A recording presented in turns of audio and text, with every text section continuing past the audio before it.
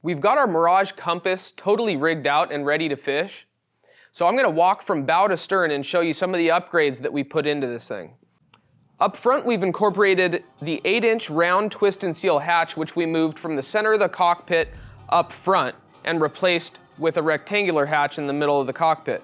This is a great place for housing your fish finder battery, and that's primarily what it's used for. It also serves as a nice access point for future installs.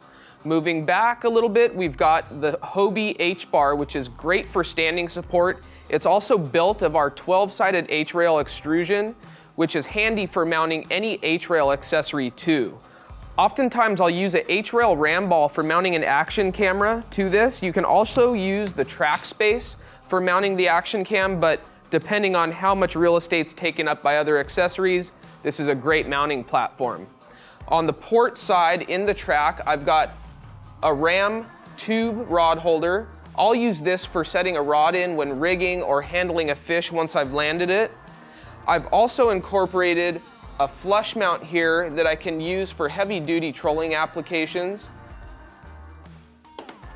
I've switched out the standard GT fins for a turbo fin that'll give me a little bit more speed and maneuverability, and it'll allow me to cover the same amount of water pedaling at a slower cadence.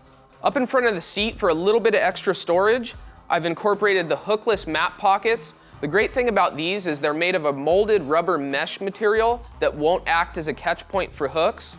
I've installed the Eba Deck Pad Kit throughout. This is gonna be great for dampening sound, giving you a little bit of extra traction and comfort. Here's a look inside of the upgraded hatch that I put in the center of the cockpit.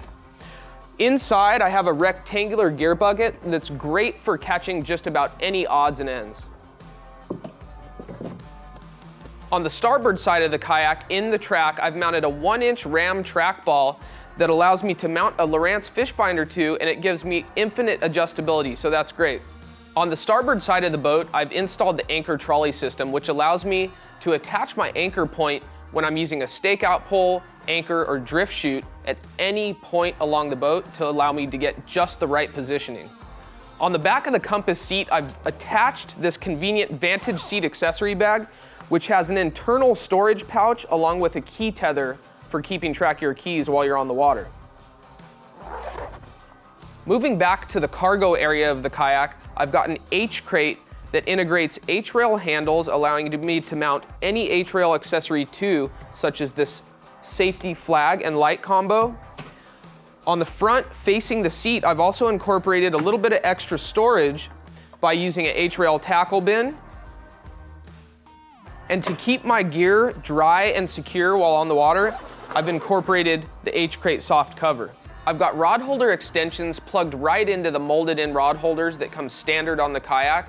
This allows me to get my reels up and out of the water just a little bit so they stay drier, and it's also easier to reach them when I have rods and reels inserted in these extensions. One of the really exciting features that we've incorporated into the Mirage Compass is that this kayak is power pole ready. With the addition of the Hobie mounting plate and the power pole micro system, you've got swift, silent, and secure anchoring right at your fingertips with this Bluetooth remote.